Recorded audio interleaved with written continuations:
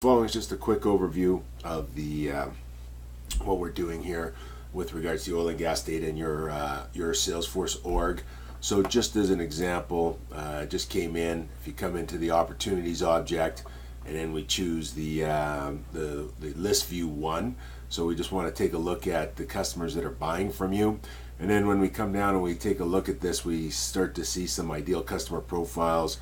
Here we've got companies that are in the construction of pipelines, and then we have the pipeline and midstream companies that are buying services from you, and then we also have the oil and gas producers themselves, the 7Gens, the XTOs, the Huskies, the Chevrons. So you can see most of the oil and gas customers that are buying from you are the larger customers, so major, with greater production, so on and so forth. And then we can get into the smaller and the mid-size customers. As an example of the data that we provide, if we come over here to this, you can see that all opportunities, you've done a great job of identifying kind of the location of the opportunity. So we know that that becomes very centric for us. If we come in and we look at this particular count, artist expiration, and we look at things that are related to them, what we provide is we're providing this oil and gas data.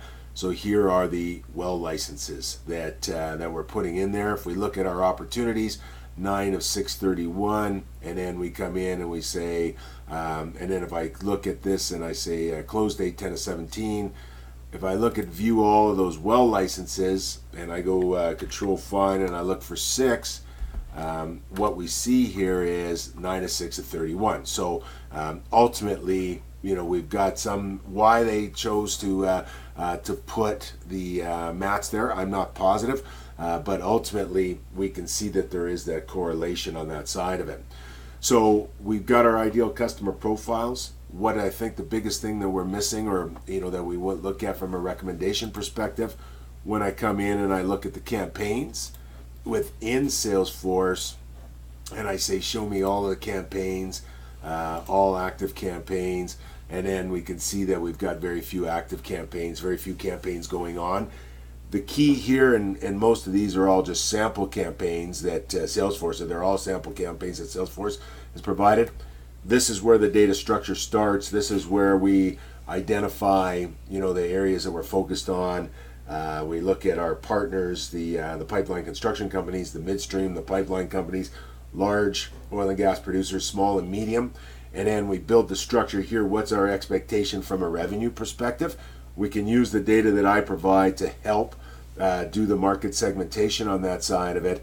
And then we use that as the foundation to connect with Pardot and then drive some of our marketing and then measure where we are with those particular counts.